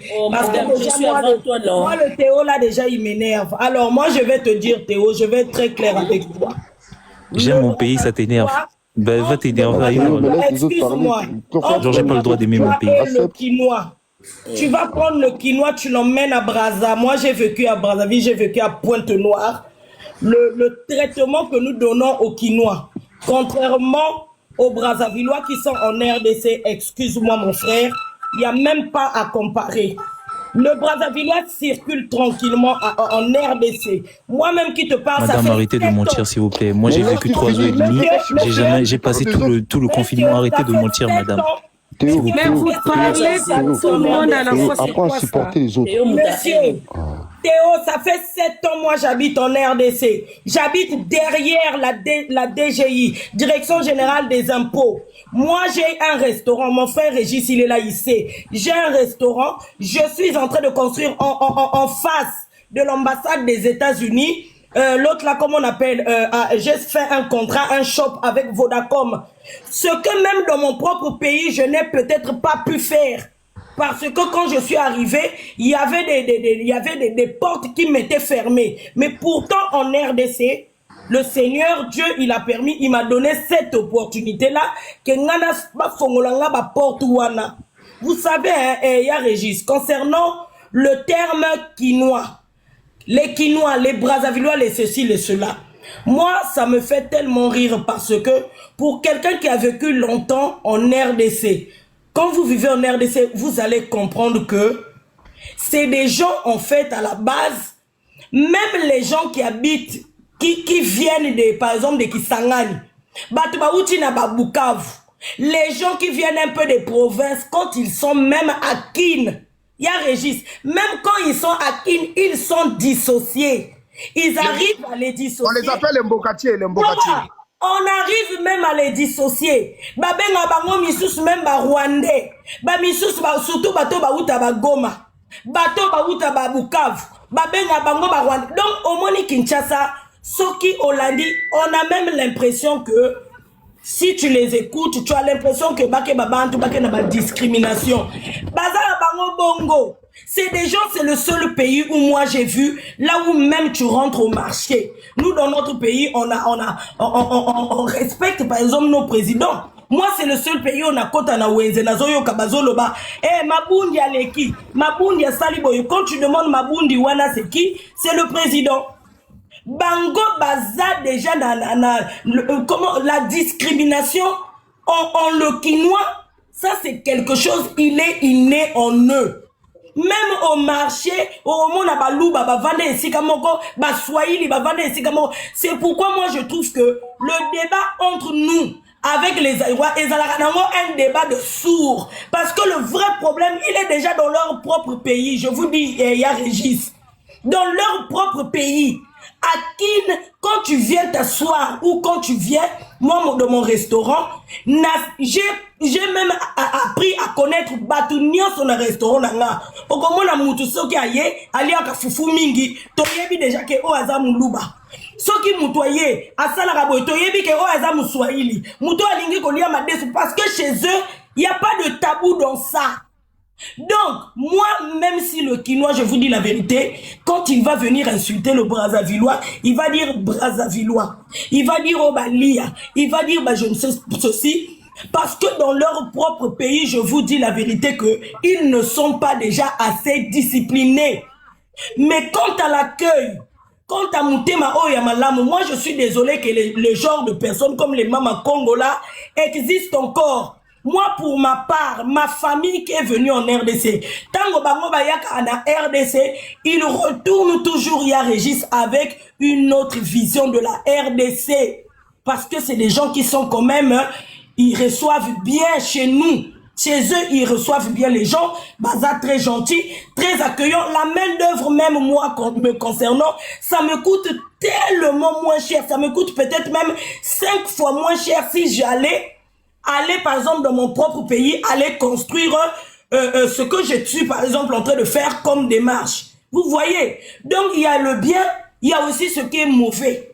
Mais Baba Taba RDC, ils sont indisciplinés. Et ils sont comme ça. Moi je les aime comme ça. Voilà. Donc c'est ça quoi, Yaya. Donc c'est tout ce que j'avais. Madame Brazzaville, s'il vous plaît, monsieur, je rebondis s'il vous plaît à ce qu'elle a dit. Pardon. Botikanga rebondir. Attends, de Brazzaville, je sais pas, Botikanga rebondir rapidement. Madame, s'il vous plaît, j'ai pas eu le temps, j'ai pas eu mon temps de parler, s'il vous plaît. Vous avez parlé, s'il vous plaît, Boza, Avimoko, Botikanga. Laisse-moi d'abord parler, frère, laisse-moi, calme-toi. Calme-toi d'abord. Madame, s'il vous plaît. Oh là là. Voilà, madame, quand même à Brazzaville, s'il vous plaît. Voilà, merci. Donc, madame, vous devez savoir que être des peuples frères ne signifie pas qu'il faut accepter les insultes ou la bêtise. Vous devez savoir que Toza, Batoubaza en Europe, les Français, les Belges, les Suisses sont tous francophones, ils parlent la même langue. Mais si aujourd'hui un Belge ose insulter les Français, bah français Bakoto Boka. Ceux qui suissent, attendez s'il vous plaît, madame, s'il vous plaît, de la même manière, avoir une histoire commune, des liens culturels peut-être avec la rumba et tout ce qui s'ensuit, entre le Congo et la RDC, ne donne à personne le droit aujourd'hui de manquer de respect à l'autre. Le respect aujourd'hui, c'est la base de toute fraternité. Si quelqu'un aujourd'hui insulte un pays, un peuple, une histoire ou une identité, il est normal de répondre avec des arguments et de défendre notre dignité. Ce n'est pas de la haine, c'est le respect de soi. Donc venir dire ici que non, nous sommes des frères au nom de quoi Bisso Bakomole Tokotika Bafinga Bisso en plus le pire c'est que Eza ba influenceur et Abango. Si vraiment il y a un soutien, tant que Bozo le attends s'il te plaît. Attends, Brazzaville laisse ta parole. Ceux qui vraiment oh là là mais c'est bonjour mes frères. En fait, dans votre Tigasi Sako, arrêtez de couper la parole à tout le monde. Non. Brazzaville, Botika, non, excusez-moi, mais Botika, c'est ça parce que Théo, tu sais, l'avantage avec certaines personnes, il y a ça. Vous confondez le débat. Elle n'a pas dit que insulter quelqu'un, c'est normal. Voilà pourquoi, quand tu n'as pas d'argument, il faut bien préciser. Elle a dit, c'est des gens qui accueillent bien. Elle n'a pas dit que non, on accepte qu'on nous insulte. Ça, tu changes de. Tu veux répondre à quelqu'un, mais tu parles d'autre chose. Dans ses propos, elle n'a jamais dit que non, comme on est dans le pays, ils ont le droit de nous insulter. Elle n'a jamais dit ça. S'il te plaît. C'est mieux, tu me laisses juste répondre. Tu ne peux pas dire le défendable. Le français n'est pas difficile, mais c'est délicat. Je vais parler français, mais il faut comprendre aussi. Elle a dit, elle n'a jamais sorti de sa phrase que non, ils ont le droit de nous insulter. Tu as répondu à qui? Donner quelques exemples au marché. Il n'a pas parlé. Elle a donné des exemples. Maintenant, mets-toi sur ces arguments-là. Pourquoi tu restes sur le fait maman si nous, on avait accepté que le Quinois doit allumer la lumière. Bonjour, panel. Bonjour, maman. Le débat n'est pas là. Depuis quand? Qui t'a dit qu'il accepte que les Quinois si tu me vous paniquer. C'est quel genre de Congolais? Non, parce que c'est pas possible. S'il te plaît, s'il te plaît, maman Bobi, vas-y, ouvre le micro. Papa Régis, je sens la haine à Théo. ngai na ina eloko na comprendre te kozala na mona tout à l'heure expliquer pourquoi to bengaka bata Congo République du Congo Brazzaville expliquer yango très bien ce qu'on a comprendre te sur le lobby Brazzaville les insultes Brazzaville les capitale ya Congo populaire dans République populaire du Congo ils ont capitale non au moni mama Congo République populaire Luaneza comme na bando loba na ina yeba Brazzaville les ali capitale non. C'est pas ça. La capitale n'est Pointe-Noire. Avec les gens comme les deux. Et la capitalité. Et la capitale pays. On a deux capitales. Oui, on a deux capitales. On a la capitale politique et la capitale économique. Bon. Ngai ne na yebeli na attend que kilo ne na yebika ke Brazzaville na ninga mabete. Mais na comprendre raté bando kona biso ya Congo en face na lo babongo so ba bengi bino ba Brazzaville bo silikaka. Nga personnellement ngai nti lelo comme na ya poto na tangwa Zaire ti lelo bana to koma Congo République démocratique na benga na nga ba Zairwa na lo bana nga magamu ya Zaire na za Zairwa na za Z na lo bana nga bongo Congolais ngamba benga nga Z abenga nga Zairwa eshoka nga na eloko te donc nga jusque là na botami na Zaire na bima pe Congo ngo na ya poto na tangwa Zaire je me considère toujours quand na nga Zairwa malgré to comme la République démocratique du Congo. Si comme NO on a expliqué maman Braza a yebi biso a détaillé pena biso nenge tozalaka na kavanda kuna na binochi nenga détaillé biso toza bongo pena toza na biso bongo mais biso siko tozaka bata makasti nous toza pays moko très hospitalier tala to yambaka tout le monde baba beda chou wana lelo ba komba riche mboka na biso les West Afrique n'en parlons même pas arabe banini tout ça pays c'était ba chinois kuto actuellement zo mwana ba india zo lingo kendete india zo lo bana munu ki tuba ya biso ya bandundu kuna pa moshi di bandundu et di Congo siko tango yaka na ba eno ngana mona ba panel belé ya bata Congo en face ndenge ba manifestera un envers biso et puis biso so to zana makamna biso na communauté biso to gérant entre biso to finga to bundia po le to lobani na biso to na biso na eno ma casté mais okomona bata Congo en face nazonga même moi mkesi matango yayi makambo ya fali na mwasi na yeniki wana bato o ba limantango makasi za bato Congo en face ok talaki binote Congo fali aza Zairwa mais bato Congo en face ba alimenta makambo na ko sakate ba ke ko loka na ba ndumba donc ba alimenta ba mamna soki ezali mais nous ça ne choque pas biso so likambo to lobi ata to tomboki ata to fingani eleki to zaka na biso bata ente to tika la famille biso tozala pena très hospitalier wana mutarobo ya wazate et donc moi qui ça nga pasi vous réduisez toujours des Zaïrois na bana ina mais attends il y a pas de ce métier biso na bino ana poto to sala na misana ni des ménages des femmes de chambre ba kosorola ba koko ba nini tout et tout to mona ngoma bete parce que toujours à quelque chose misaka ba misala oyo tam susu na bamboka na biso kuna so ba pesu yango oko sala ngote mais vous voulez toujours réduire tout un pays que ba sala bana ina Congo est un pays vaste 80 fois plus grand que la Belgique 5 fois plus grand que la France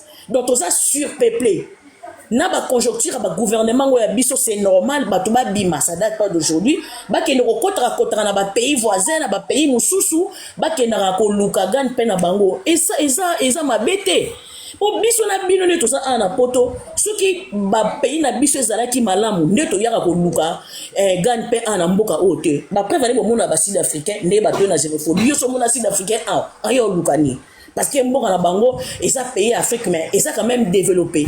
Mais biso ba mboka na biso za ba pays ya tiers monde ozomona mais si comment on va mélanger wana et ça la moi passi papa nanya lobi avai na Mbinza moi je suis de Mbinza naza mwana ya Ipeni donc Mbinza za quartier rouge papa Regina lobi wana za mwana ozona yebi quartier belé commune wana mais koko ngalema mutu wa be mama koko ngalema na yebi famille même ya koko ngalema na c'est vrai na yoka même mkonzi ya bateke moko ya tikala soki chef coutumier soko nini avandaka na kuna na Brazzaville nde na yokaka mais koya ko rabesaka toujours peuple moko boye toujours bana ina basala soki ba nini ne moi de mapana zana ba panela ba Brazzaville belé sala nga parce mais biso réagissaka te soki siko bomoni mama Congo ayeko makamuna ayeko bana ba congolais ba réagir c'est ça ba Zaïrois ba réagir te c'est que mama Congo to mona biso eloko te to mona eloko te yango to woke na panel na été po to lingana so pe ba comportement na été mais ce que dans la panel tam susu o ezala mutu mo baza aimé to moni ayebo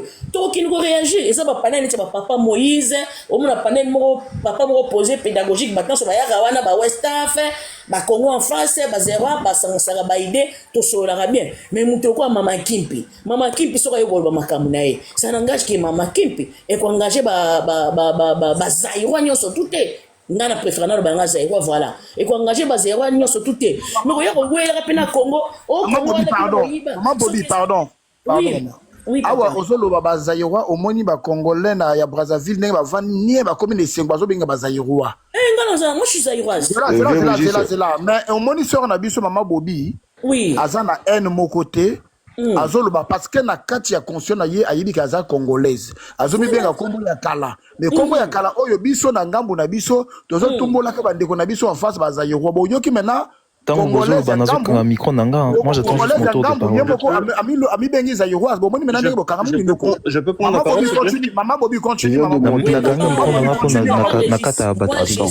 Maman Bobi continue s'il te plaît. Moi je suis Z même bana ngai ba si ba croiser dans les vingtaines ta ba bana so non ça moi ba blague nanga avec mes enfants je les leur dire toujours moi je suis Z je suis une vraie zaïroise ngana za Z na lo ba nanga bongo maba ena ngwa ya biso neti ne na za ana neti teyo pena so mwana ko mutwa eni tango bozo ba na Congo so ndeni na yeba tango basala ile omwe leka na Congo o ba suki guerre suki nini yango moi longtemps pe na ba Afrique yango bata Congo na biso bakimaka non apamba tamu ya mkolo oyo basalaka makama be na bazaïba le 97 oui je comprends vas-y voilà na mona ba congolais ya biso en face mingi bokimaka pa na biso ti to vandisa bino to vandaka très bien oka très bien ba misusu do to tika na pena famille to vanda oka très bien na ndako za nourrir loger blanchir nenge ba lobaka na poto toujours na biso problème ite mais biso suza likambu kuna ya politique balingi basala soki bato banini kuna okomona ba eni ndenge bimaka neti ngana lo bano boya du côté de ma mère maman nanga za musingombe aza mutu ya ba côté ba ngoni non pe na kena pe mboko ngoya ba bakongo te soki ba baza ira na bakongo kaka na bakongo na bakana bakongo na za kinoise mais bakoko na biso ayebisaka nga basana bandeko kuna na ngambu ya bino ozomona bandeko na ye propre banda soki ba 1800 soki pe nini na comprendre te siko na koyina nani naza na frère na nga ya mobali awa oyebi tango bautai kobenga na bakongole bazairwa kuna na Brazzaville o bana kobenga na bango maka mikanda frère na ngai ndeko na nga ya mobali mwana mama na nga abala ndeko na bino kuna baza na bana misato oyebi ke ye mwasi na ye aboya azonga biso toza kolia toyeba ye kobomela biso frère mwasi na bomba ye ti lelo aza kuna mwasi na ya bomba ye ndeko na bino ya sobo bengi Brazzaville bosilika na baka Congo ya ngambo mwasi na ya bomba ye ndeko na ngamba kilo aza kuna ba mbule bele na mama na biso akufi aya même pas azaka kuna na mwasi na ye na bana tokomo solaka na ba téléphone na ba WhatsApp to mona na mboyi bosiko eloko ngona to bala na pe to bota mama Bobi chitepo ya nzambe pe azoloba merci papa merci na chite na nga ya nzambe o loba mais en oyo tant que tous ba Afrique on ici d'Afrique l'Afrique du Sud maintenant ba comme ko tia bango à côté na ba pays mususu ya Afrique pona xénophobie ba pays en Afrique ba linga sous ba sud-africain à cause de la xénophobie alors biso to tika ba unity ba congolais ngambo ba otanga na ba université na biso ba nketanga bango te ba vandaka kuna ndenge balingi ba circulera ndenge balingi Claudia Sassou soki na Christelle Sassou mama na bango sali zairwa donc et ça les loro morote alors to tika na biso ba eni morobo unity soki mutu mo individu morobo ay ko ba en nae bo généralisango na ba zairwa nyo soki na ba nyo soki baza bata en nonga ba camarade nanga ava proche pona chite na ngai baza ba congolais ya bino na za kutu ana na komata braza ngo to ponte no ateme et si ba yeba nga kuna soki bandoko ngo ba ye na zanga ba kwanga te na zanga ba limboto te na zanga ba kokote e uta kuna et puis ba présentanga siko o ndoko na biso kuta na atokoma famille na taradaka bana bango na bokoli bana pe ba kodo famille ba proche na nga ba pire nga awa baza ba batu ya Congo merci mama Bobi bino papa Je voulais prendre la parole. Oui mon frère, bonjour panel. Bonjour Yanzambe. Mais c'est Théo. Quitte-moi mon thème. Mes frères, mes sœurs, bonjour à tous. Papa Nzeta Foufou, bonjour. Bonjour Ndeko. Na mona resu soute na abattoir. Non nazala na Belgique. bacamarade nanga nyonso na Belgique baza bakongola braza petit age oyo azalaki nani ninja bafabrice bango tu wana nyonso babasa nanga so botuni kaka komanda bili bakoyebisa bino le problème eza nini namoni teyo alobi ke eza likambo ya bapays tolingi tosangisa pays yango bien nini non eza likambo ya sa eza likambo ya sa te yo ngai na 15 ans nazotanga na internat papa mo oti oloba makambo ya bakongo nazotanga na internat na Kisantu mes amis il vient de Congo Brazzaville bakatisaka mai ya luozi soki basilisi tosilisi classe na memaka 9 personnes chez nous na bon marché na barumbu bato bayebi nga bayebi na kombo papa na nga na kombo ya mboka lokola nazalaki mwana bando pesa nga chambre to bando lala na baninga na nga na salon to bendi bakiti to tandi ba musu to lali po nazalaki le seul fils et pas ya mama na papa menga na yebi brazate ti lelo na lela kalabi nzambe bomba ngai ti na kokoma braza na mona braza ozomona toboti na bino eza likambo ya sang eza kutu likambo te ko ya deux pays tout ça mama Congo je condamne jusqu'à la fin soki nzambe akopiniri aboma ye ata lelo po bolingo toza nango entre vous et nous eza lelo te ya bakoko nana yebi sapi na ponton Sapi a loué c'est un Congolais Brazzavillois, c'est un Congolais quinois. Sapi a loué même et pas inabiso. Ya bandé ko sokola kaba mayo. Sapi Mambemba. A loué pas inabiso na lui. Mambemba. Kopo etambola. Kopo etambola. Taxi Cristal. Sapi na lui portela. Taxi Cristal nano yo Macleber. Ah oui. Limsanga. Macleber pe ya Macleber pe yepe mama na ye. Yepe mama na ye quinoise. Sapi pe mama na ye quinoise. Sapi ngana limisanga. Sapi mama na Sapi azalaki mama na ye azalaki molobo ya Kisasa. Papa na ye aza molobo ya Braza. Te papa na azalaki mulari, papa na azalaki mulari Donc Sapi il venait au Congo à Kinshasa chaque vendredi azongaka dimanche na soir na masuwa ya après-midi ou bien azongi lundi na Tongo. Mais va travailler à Sapi, va gérer et tout ça. Il vient de Kinshasa. Va kendaka lundi à Kati Masuwa na poko azongi. Mazo gérer biloko Sapi na Braza. Nasi boyebi Lokuli. C'est un comédien. Père son âme.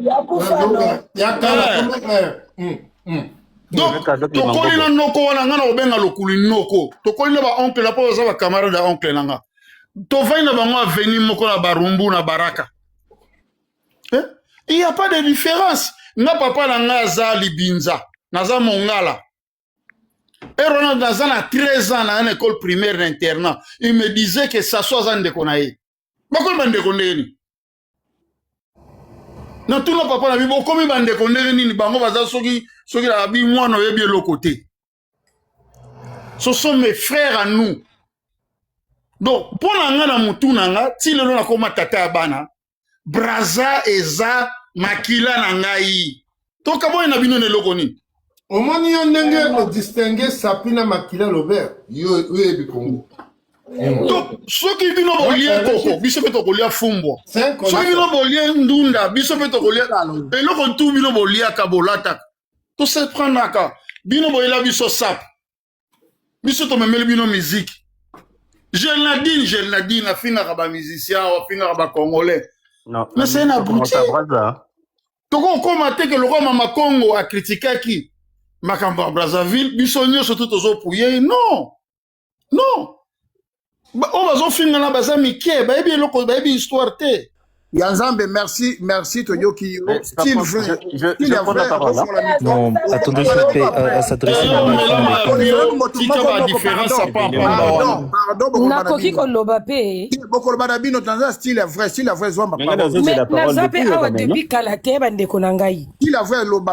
je suis avant toi, ma soeur. En fait, Madame, vous avez parlé tout à l'heure, non?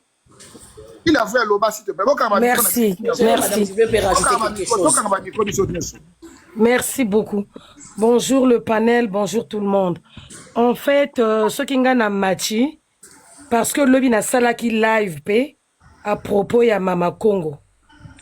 Bato bazolo ba likambo wana eza ya kala, les gens en parlent, oui, on est d'accord, tout le monde en parle. Mais Mama Congo, n'oubliez pas, elle a une audience sur TikTok. Elle a une masse de gens qui la suivent. Donc, on ne fait pas attention, mais les gens comme les Mama Congo, quand ils viennent parler de ça sur la toile et qu'elle fait les 1K, 2, 3 KK, il y a beaucoup de gens qui la suivent, on ne peut pas en passer. Donc, elle est inaperçue.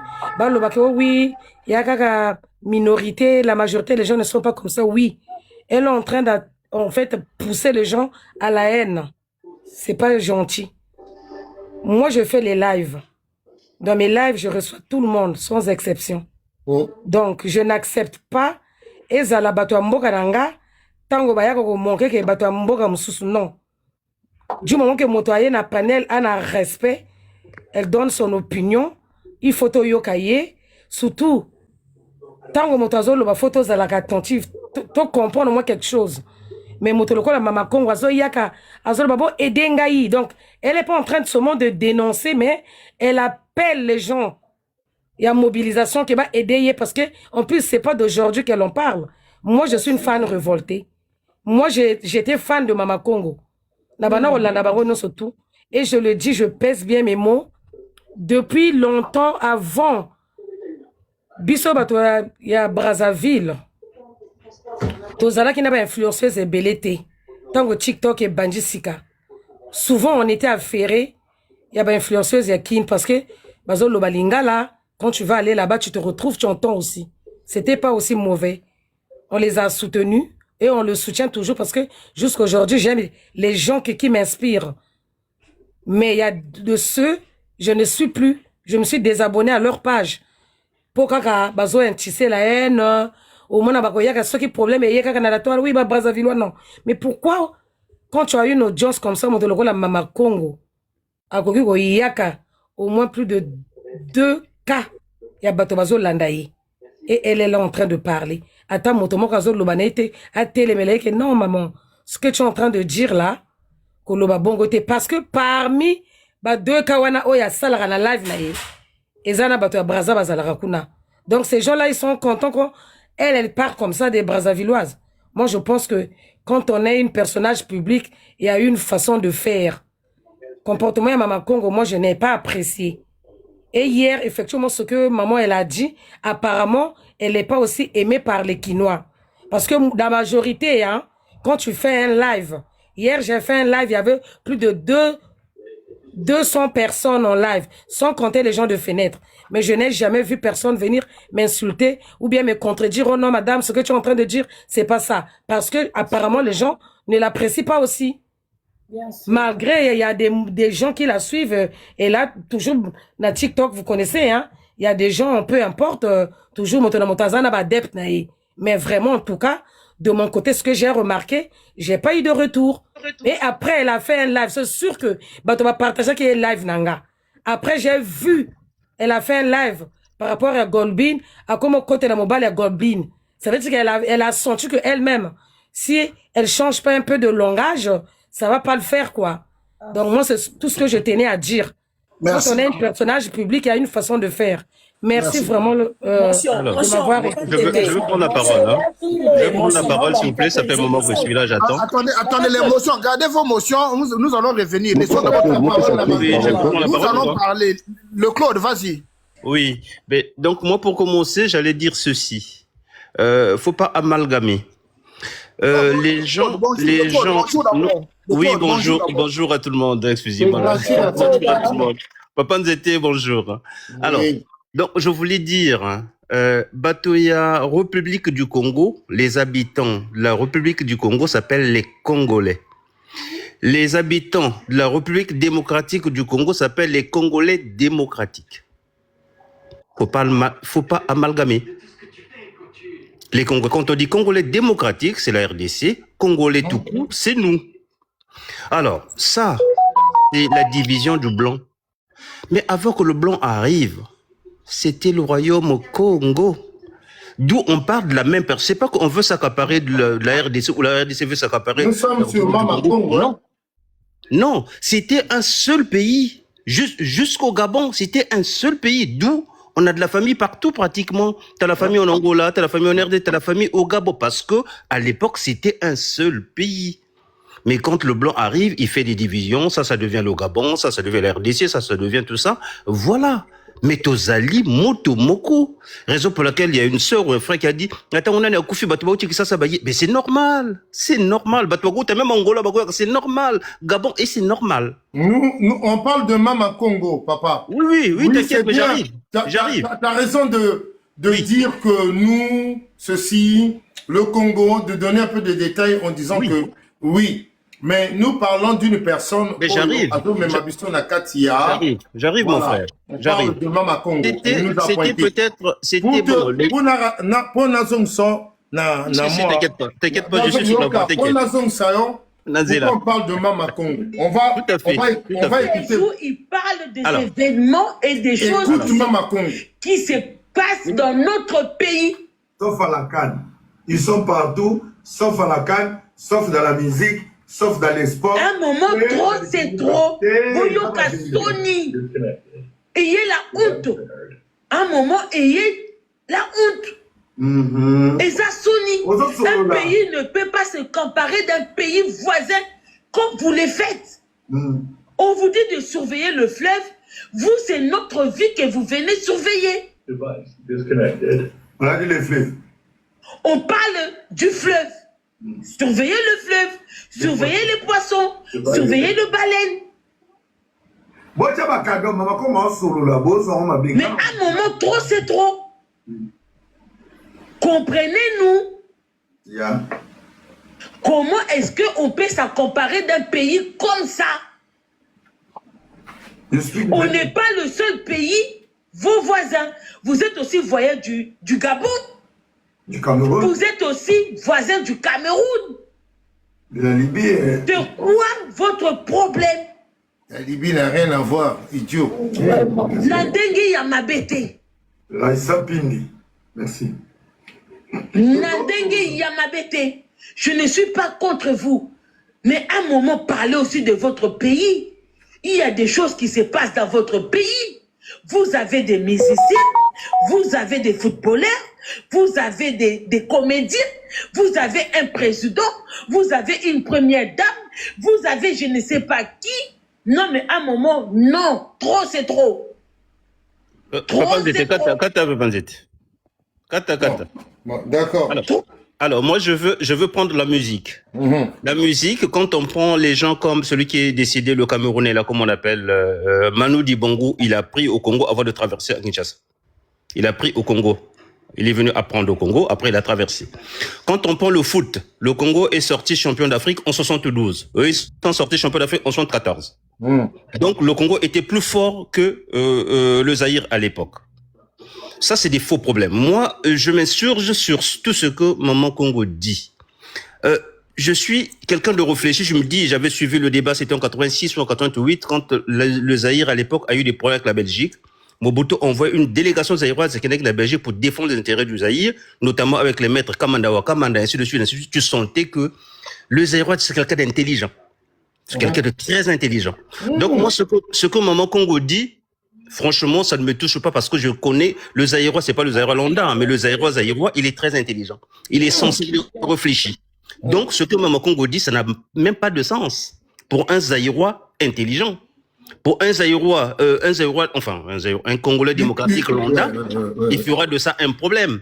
Mais pour quelqu'un d'intelligent, il se dira qu'elle divague. À une femme, on dit une Zaïroise. On s'en fiche, en fait. Donc, elle divague. Et je voulais aussi faire une petite parenthèse par rapport à maman, je sais pas, Bobby, avec Koloba, il y a pas très longtemps. Il faut respecter les lois d'un pays. Le Zaïre, c'était le Zaïre autrefois. Maintenant, c'est la RDC, c'est ce que le pays a décidé. Donc, c'est des Congolais démocratiques et ne doivent pas se prévaloir d'une Zaïroise ou d'un Zaïrois. Non. Luana Okomi, en opposition avec les règles du pays. Je suis pas en opposition. Mon frère, je vais je vais encore te poser une question.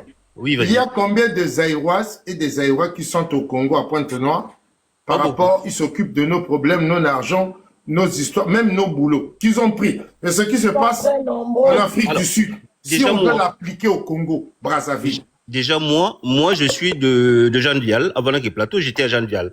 On avait au moins 3 locataires de Kin. Mais c'était de Congo, c'était des frères, tous donc il n'y a pas de différence. On se comprenait.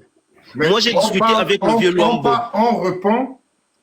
On reprend à la dame. Ce n'est pas qu'on est un peu complexé de dire qu'on est, mais pour répondre à la dame. Mais pour répondre à la dame, elle nous a pointé, nous répondons à Mama Congo. Mais pour répondre à la dame, il faut prendre la population. Le Zaïre, enfin, mais la elle RDC, nous a pris en population. Oui, c'est 100 millions ou 120 millions. Nous sommes 5 à 6 millions. Elle nous a pris en population. Oui. Elle nous parle en population. Au nom de votre population, le Congo, là, les Congolais. Mais c'est ce que je suis en train de dire. Mais elle est insensée. Elle est insensée parce que elle ne connaît pas l'histoire, en fait. Celui qui connaît l'histoire ne peut pas parler comme ça.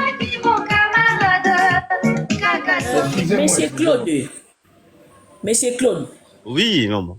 Jusqu'aujourd'hui, moi je te dis, je reste zaïrois. Dis-moi pourquoi. Naba identité nanga awa. J'ai la nationalité française. Non, ok. Ce qui n'a qu'à couper ça, acte de naissance. Il y a Nini, il y a République démocratique du Congo. Jusque là, naba Nini nanga, balobanga non, batia kaka Zaïre. Non, ma soeur, ngai awa nazala moto, ma soeur, s'il te plaît. Nazala moto ya loi. Mais la débat wana bossa débat mususu. Biso tuto vana kana botonga nazala moto ya loi. Kwa nazoloba naza toujours Zaïrois na linata Congo démocratique pesoni. Wana eza peut-être débat mususu.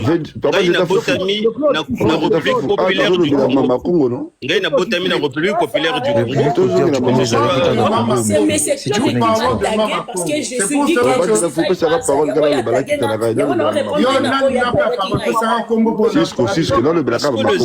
le Zaïre n'existe plus. Si tu dis que tu es Zaïrois, le Zaïre n'est reconnu nulle part, maman. Théo, donc tu es apatride.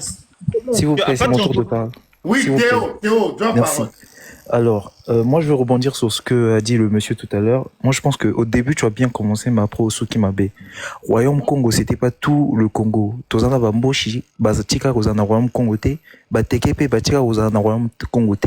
Le Royaume Congo, c'était une partie. Oui, c'était une partie. Une grande. Non, une grande partie chez nous, mais pas une grande partie au niveau de RDC. Partie, oui, si tu vois, oui, quand on parle de statistiques, chez Bissot, on a 40%, et à Congo, là-bas, il n'y a que 10%. Donc, c'est pas la même chose. En Angola, on te parle de 13%, et au Gabon, je crois, ça peut être 2% ou 1%. Non, déjà faible. 5%, tu vois.